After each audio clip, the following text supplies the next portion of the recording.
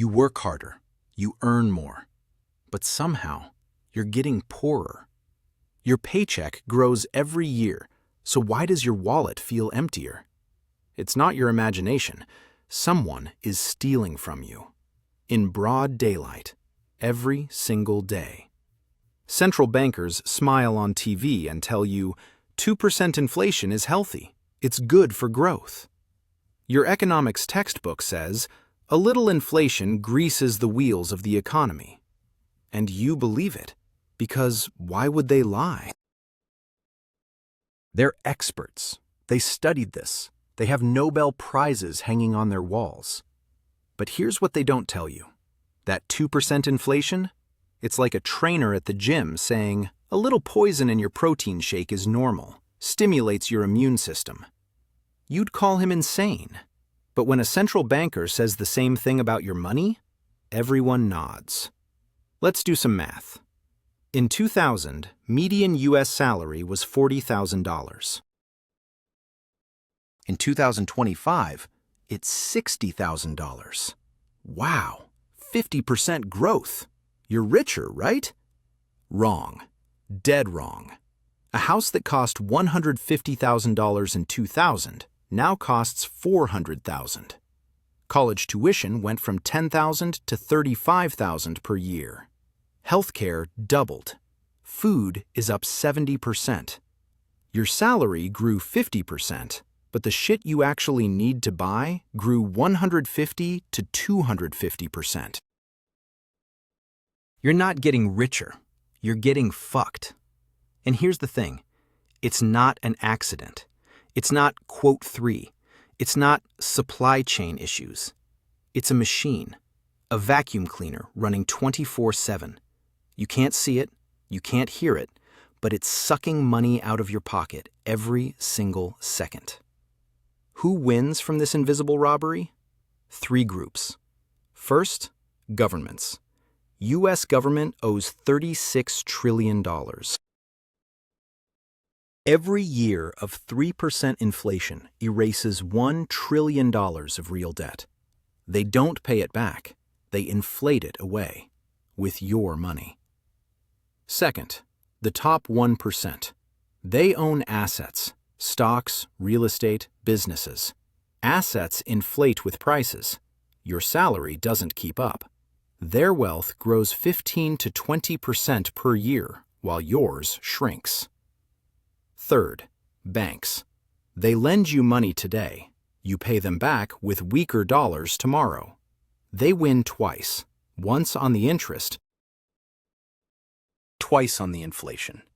You hold a salary. You hold savings, cash that melts like ice in the sun.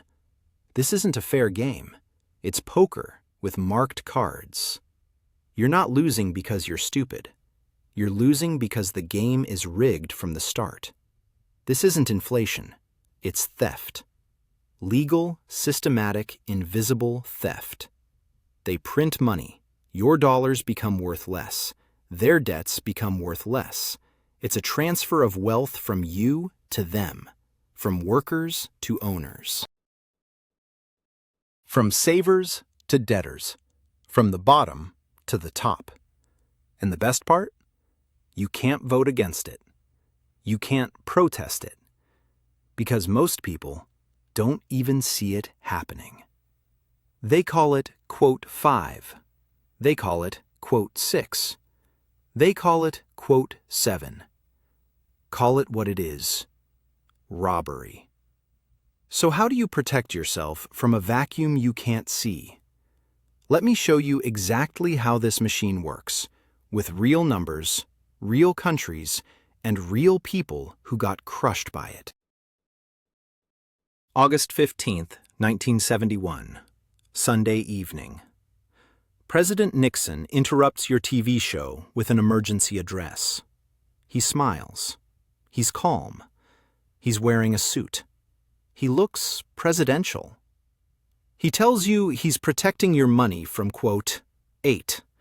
He's defending the American worker, the American dream, your savings, your future. What he doesn't tell you He just severed the last link between your dollars and anything real. From this moment, money is just paper. And the printing press is about to go brrr.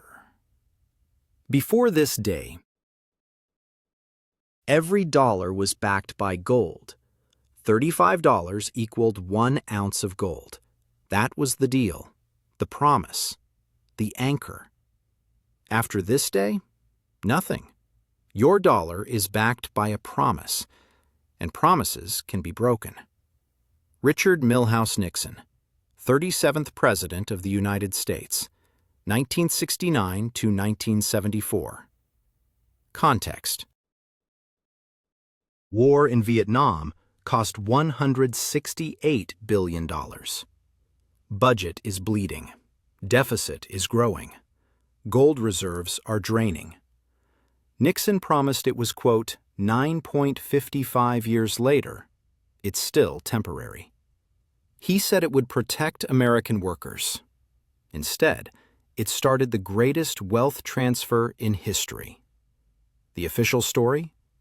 Evil foreign speculators were attacking the dollar. Europeans were demanding gold for their dollars. Those bastards. How dare they want real money for paper promises? Nixon had to act.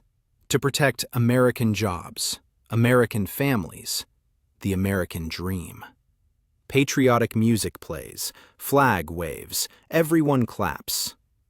Wait, if the U.S. had enough gold, why cancel convertibility? Unless they didn't have enough gold. Fort Knox held about 8,100 tons of gold in 1971. Sounds like a lot, but dollars in circulation worldwide?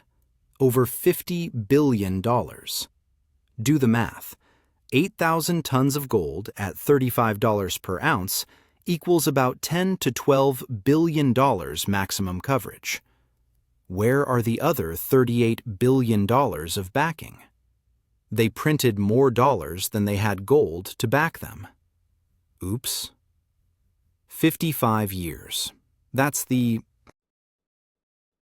longest temporary in human history. Not one president since Nixon even mentioned going back to gold. Not Reagan, not Clinton, not Obama, not Trump, not Biden. It's almost like they don't want to. Because going back to gold means giving up the money printer. And no one gives up that kind of power voluntarily. Something doesn't add up. Nixon said he was protecting workers. Workers got fucked. In 1971, median salary $10,000 per year. House cost $25,000. College $1,000 per year. In 2025, median salary $60,000. House $400,000. College $35,000 per year. Purchasing power of salary dropped 40 to 50%. Meanwhile, the top 1% increased their share of total wealth from 23% to 35%. If this was meant to protect American workers, why did workers get poorer while the rich got richer? But someone got very, very rich. Who? The official story doesn't explain why workers lost and bankers won, why gold was the problem, and why paper became the solution. To understand this robbery, we need to go back further, before Nixon, before the dollar. To the moment when money actually meant something. Let's talk about what money used to be, and why they killed it. Stop. Forget Nixon for a second. To understand why 1971 was a heist, you need to understand what they stole. Let me take you back, not 50 years, further, to when money was actually backed by something real. For most of human history, money was gold, or silver, or something you couldn't just print. Why gold? Because you can't fake it. You can't print it. You can't create it out of thin air, and there's only so much of it. You want more gold? You dig. You mine. You work. Physical labor. Real cost. Honest value. Paper money existed, but it was just a receipt, a claim ticket for gold sitting in a vault somewhere. 1800 to 1933, classical gold standard. Any citizen could walk into a bank with paper dollars and demand gold. The bank had to give it to you. That was the law. 1933, Franklin Delano Roosevelt. Executive Order 6102 made it illegal for American citizens to own gold, confiscated it, all of it, under threat of prison. Why? Because the government wanted to print more money than they had gold, and citizens with gold would expose the con. 1944. World War II ends. Bretton Woods Agreement. Every major country meets in New Hampshire. They create a new system. The dollar is pegged to gold at $35 per ounce. Every other currency is pegged to the dollar. The dollar becomes the world reserve currency. Here's the promise. Any central bank can exchange dollars for gold at $35 per ounce. Anytime, no questions asked. The catch? Only central banks, not citizens. You can't own gold. Only governments can. Fort Knox, Kentucky. That's where the gold sits. 8,000 tons. Bars stacked floor to ceiling. Armed guards. The entire mystique. This was the seatbelt, the handcuffs, the limit. It kept governments from printing unlimited money. Want to spend more? Get more gold. No gold? No money. Simple, honest, fair. Every dollar in circulation had to be backed by actual gold sitting in that vault. The math had to work. You couldn't cheat physics. 1960s. America has two expensive habits: war in Vietnam and welfare programs at home. Vietnam War costs $168 billion from 1965 to 1975. That's billions in 1970s dollars. Today, that's over $1 trillion. Medicare, Medicaid, war on poverty, Great Society programs. Lyndon Johnson wants to build a utopia.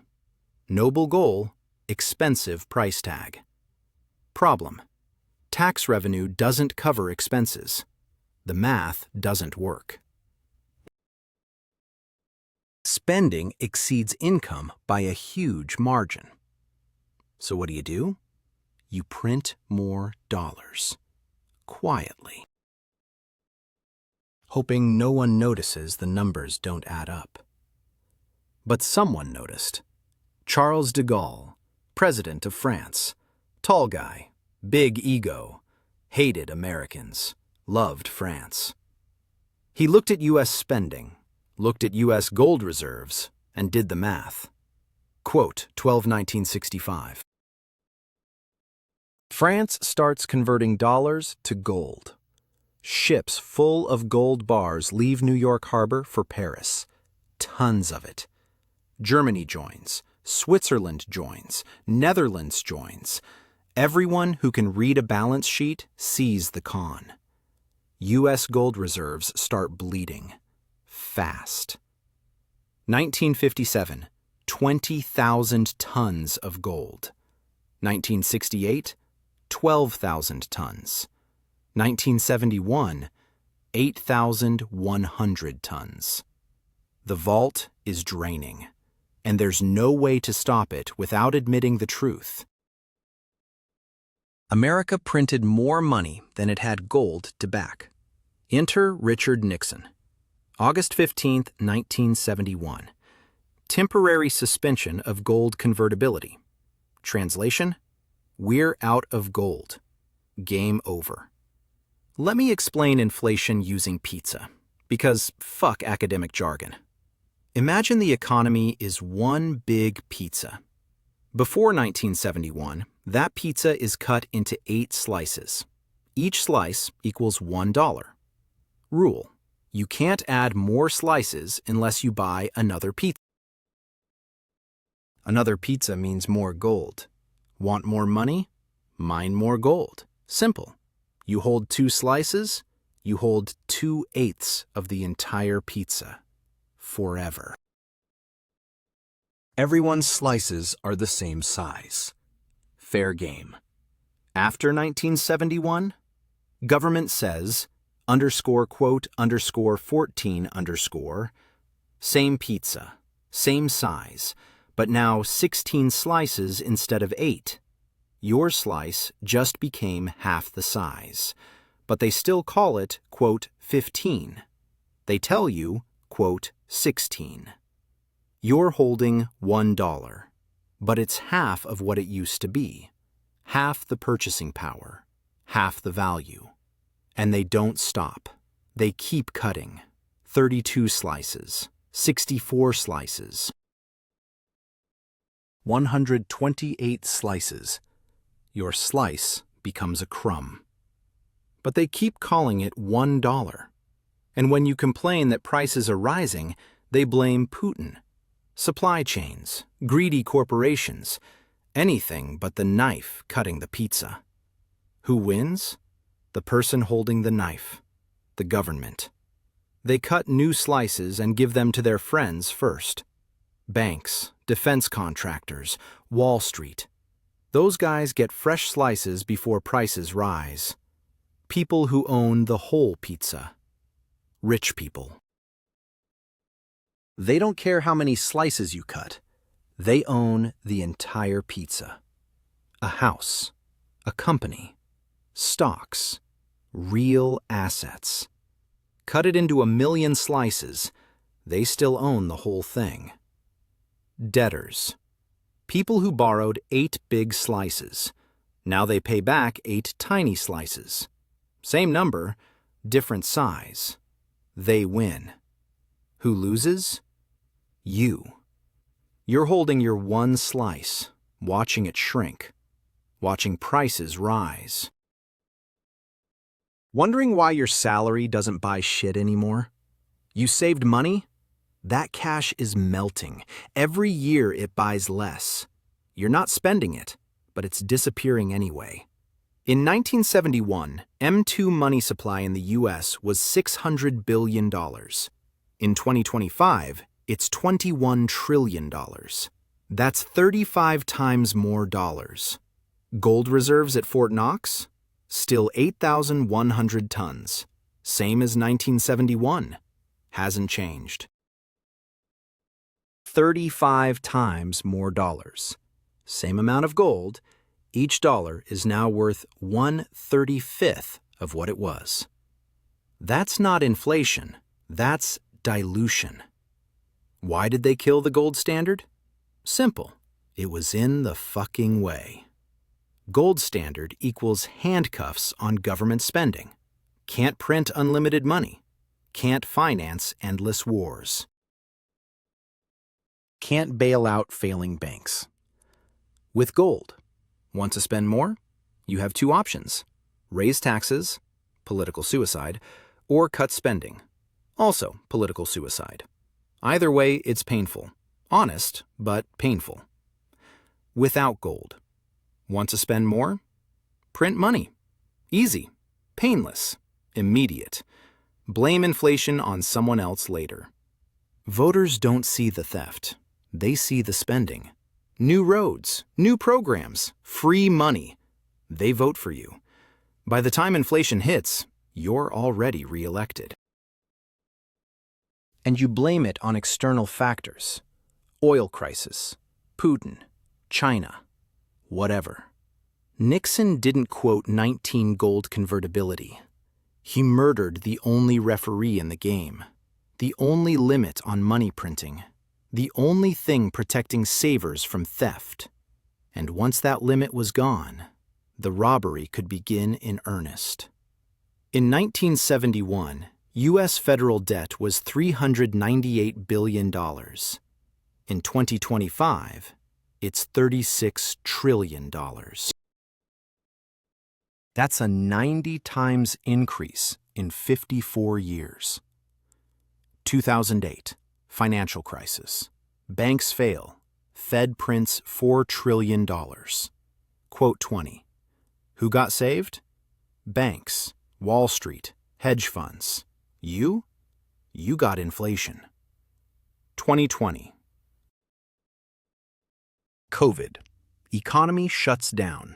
Fed prints $5 trillion. Quote 21. Who got helped? Stock market went to the moon. Housing prices doubled. Your rent doubled. Your grocery bill doubled. Every crisis equals excuse to print money equals inflation equals robbery of everyone holding cash. August 15, 1971, the day the robbery officially started. 1970s. Inflation hit 13% per year. Gas lines around the block. Stagflation. Economic chaos. People didn't understand what the fuck was happening. Why were prices rising if the economy was stagnant? Because they printed money without creating value. More dollars chasing the same goods. Basic economics. 1980. Paul Volcker becomes Fed chairman. He raises interest rates to 20% just to kill inflation. 20%. Mortgages at 18%. Economy crashes. Unemployment spikes. It worked. Inflation died. But the damage was done. The gold standard was dead, and no one ever brought it back. Since then, moderate inflation. 2 to 3% per year. Sounds harmless, but it compounds every year, eating your savings alive. 2008, financial crisis. Fed prints $4 trillion through quantitative easing. QE1, QE2, QE3. Trillions created out of thin air. 2020 to 2021, COVID stimulus. $5 trillion more. Helicopter money. Everyone gets a check. Sounds nice, until prices double. Result of all this money printing? Assets went to the moon. S&P 500 grew 11,000% since 1971. Median salary grew 500%. Who won?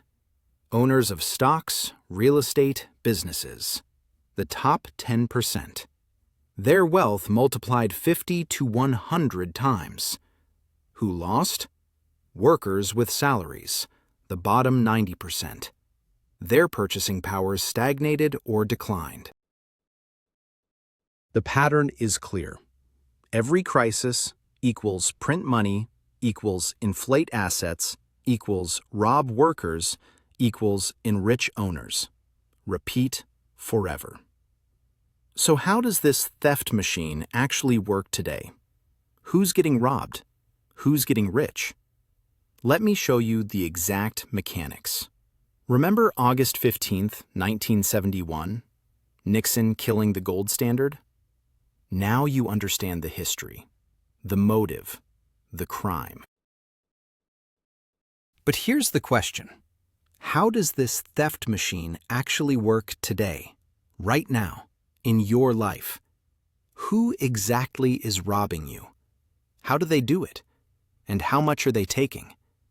Let me show you the mechanics, with real numbers, from your pocket. Here's how the theft works, step by step, with a real example from 2020.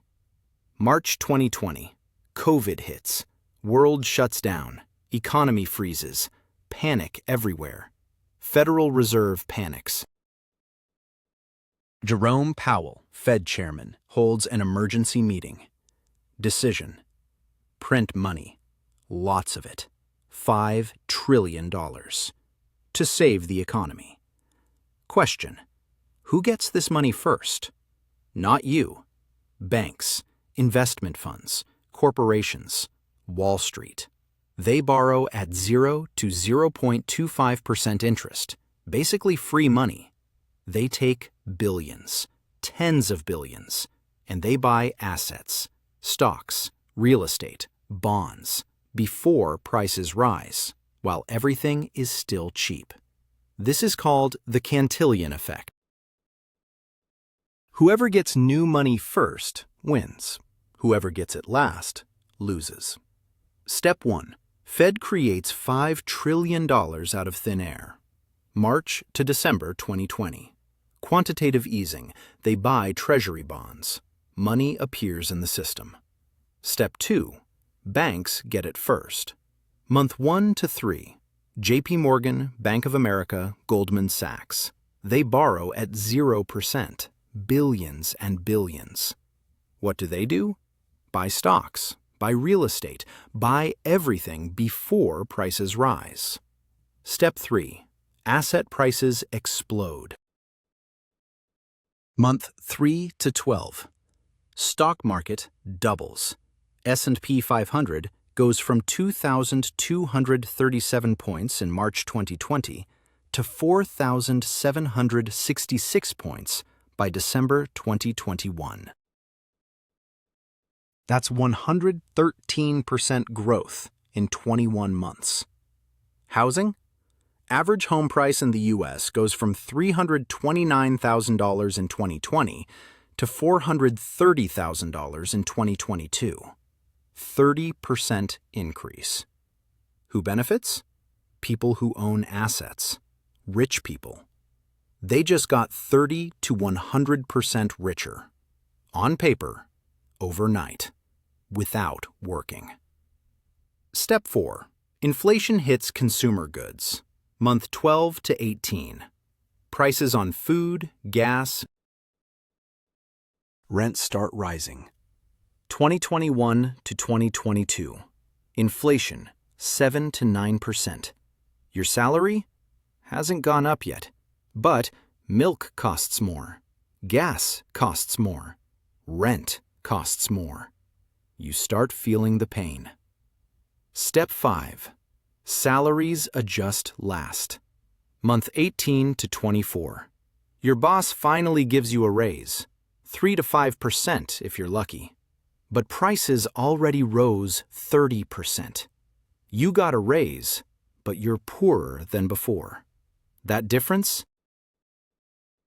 That's your robbery. 25% of your purchasing power, transferred from you to people who got the money first. This isn't an accident. This is the design. First in line gets rich, last in line gets robbed. Imagine a line for free pizza. Fed announces, "Free pizza for everyone." Sounds great, right? But there's a catch. Banks and rich people are at the front of the line. You're at the back. Way at the back.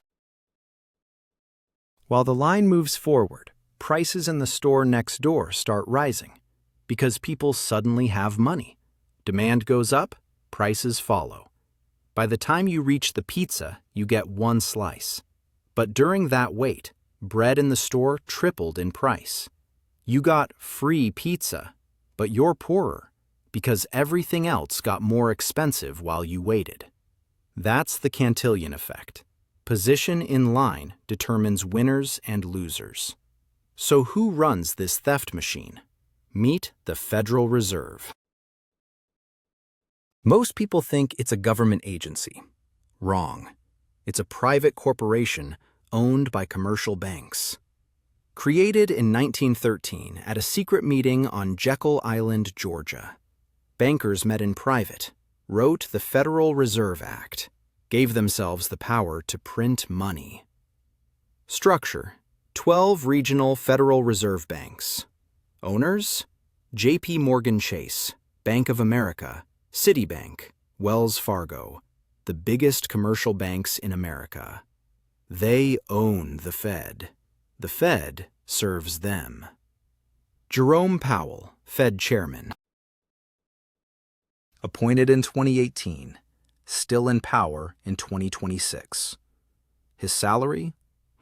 $203,500 per year. Sounds modest. His power? Control over $9 trillion of assets. Power to create unlimited money. Power to bail out any bank he wants. His job description? Price stability, maximum employment. That's the marketing. The real job? Protect the banks. Inflate away government debt. Keep the rich rich. Keep the system running. 2008. Banks fail. Lehman Brothers collapses. Financial crisis. Fed prints $4 trillion. Quote 27. Who got saved? Banks. All of them. Even the ones that should have died. They got bailed out with your money. Created out of thin air, added to the money supply, diluting your dollars. 2020. COVID. Economy shuts down. Fed prints $5 trillion. Quote 28. Who got saved? Stock market doubled. Billionaires added trillions to their net worth. Your rent doubled. Your groceries doubled. Coincidence? Fed's official target, 2% inflation per year. Healthy for the economy. Translation? Steal 2% of your purchasing power every year, forever, and call it policy. Here's the genius part. 2% inflation target. Sounds harmless, right? Just 2% per year. Barely noticeable. Do the math. 2% compounded over 35 years equals you lose 50% of your money's value. $100 in 1990 buys $50 worth of stuff in 2025. While rich people's assets doubled, tripled, went up 10 times. Why 2%? Why not 0%? If the goal is _quote_30_, why not stable purchasing power? Because 2% is slow enough that you don't riot. You don't burn down buildings. You don't vote them out. But fast enough that they rob you efficiently. 50% of your wealth every 35 years. 75% every 50 years. This isn't a bug. It's the feature. The entire point of the system. They decided in the 1990s. Central banks around the world agreed. 2% inflation target. Sounds scientific. Sounds responsible. Real reason? Maximize theft without triggering rebellion. This is the moment you need to understand. 2% isn't a bug. It's not close enough to zero. It's not quote_32 quote. It's a tax. Without representation, without a vote, without consent. So here's the scoreboard. Who won, who lost? Winner number 1, U.S. government, owes $36 trillion in debt. Every year of 3% inflation erases $1 trillion of real debt value. They borrowed money when dollars were strong. They pay it back when dollars are weak. Free lunch, paid by you. Winner number 2. Commercial banks. J.P. Morgan made $49.6 billion in profit in 2023 alone. 1 year, 1 bank. How? Borrow from Fed at 0%. Lend to you at 7 to 20%. Get bailed out when you fail. Never take losses. Winner number 3. Top 1%. They own assets. Stocks, real estate, businesses. Those assets inflate with the money supply. In 1971, top 1% owned 23% of all wealth in America. In 2025, they own 35%. Their share grew, yours shrunk. Example, Jeff Bezos. In 1990, net worth 0. In 2025, net worth $200 billion. Not because he worked 200 billion times harder, because he owned assets that inflated. Who lost? You. Middle class, workers, savers. In 1971, house cost 2.5 times annual salary. College cost 1 year of work. In 2025, house costs 7 to 10 times annual salary. College costs 3 to 4 years of work. Your savings lose 2 to 7% per year. Your salary can't keep up. You work harder, earn more, buy less. You're not failing. The game is rigged. The system is designed to transfer wealth from workers to owners, from savers to debtors, from you to them. Now you know how the machine works, who built it, who runs it, who profits. Time for the final question. What can you do about it? So here's the scoreboard. Who lost? The middle class. Your parents could buy a house with 2.5 years of salary. You need 10 years. Their college cost 1 year of work. Yours costs 4 years. Your dollar is worth 14 cents of what theirs was. The middle class share of total wealth in America dropped from 62% in 1971 to 42% in 2025. 20 percentage points. Transferred. Stolen. Who won? U.S. government. $36 trillion in debt. Every year of 3% inflation erases $1 trillion of real value. They don't pay it back. They inflate it away. With your money. With your purchasing power. Banks. J.P. Morgan. Goldman Sachs. Trillions in profits over 50 years. Bailed out every crisis. Never allowed to fail. You pay the bill every time. Top 1%. Their share of wealth went from 23% to 35%. 12 percentage points. Guess where it came from? You. This isn't about morality. This isn't about fairness. This is math. Cold, hard math. Some people won, most people lost. The game was rigged from the start. Remember the treadmill from the beginning? You're running, faster every year, sweating, breathing hard. Your salary goes up, 3%, 5%, 7% if you're lucky or if you switched jobs. But the treadmill is moving backward. 3% official inflation, 7 to 10% real inflation on the things you actually need. Food, housing, healthcare, education. You run faster. The belt moves faster. You stay in the same place or slide backward. You're exhausted, but you haven't moved an inch. This isn't a metaphor. This is the system. August 15th, 1971, they turned on the treadmill.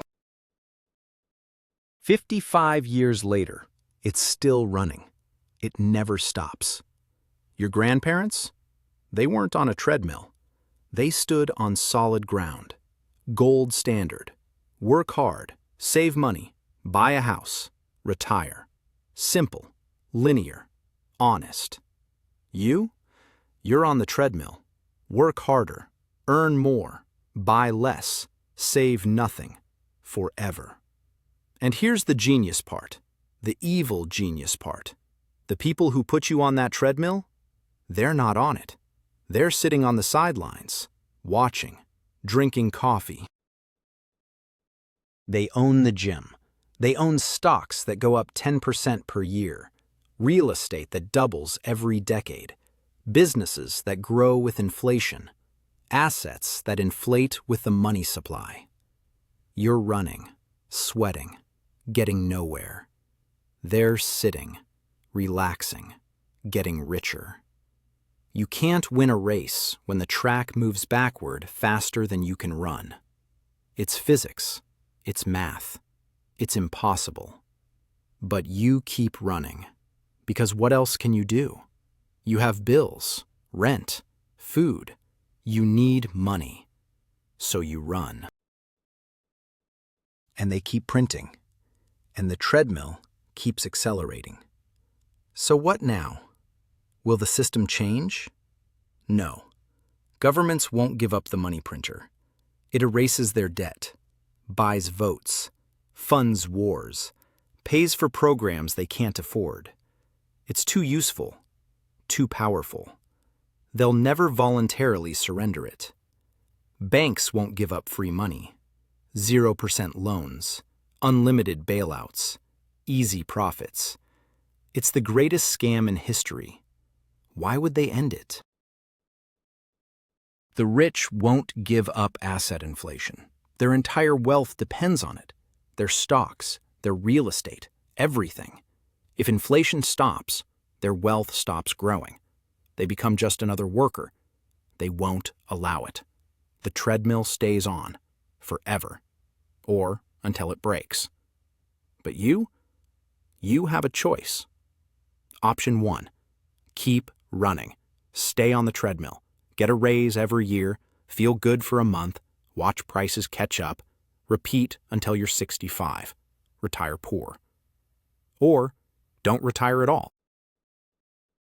Die middle class or poorer.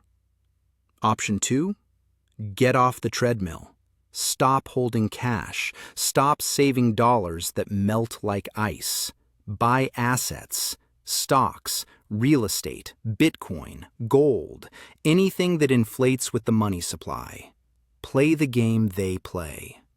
I'm not saying it's fair. I'm not saying it's right. I'm saying it's reality. Knowing how the theft works doesn't stop the theft. The machine keeps running. But at least you see it now. You understand the con. You know where the money goes. And why you never have enough. Next time your salary goes up and you still feel broke, you'll know why. It's not you. It's the system, the treadmill, the vacuum, the invisible robbery. Next time they print trillions to save the economy, you'll know who's really getting saved. Banks, billionaires, asset owners, not you. Next time a politician promises you free money, you'll know it's not free. It's stolen. From your future purchasing power, from your savings, from your labor. The invisible robbery continues. Every second, every day, every year. But for you, it's not invisible anymore. Thanks for watching. Now go make your choice.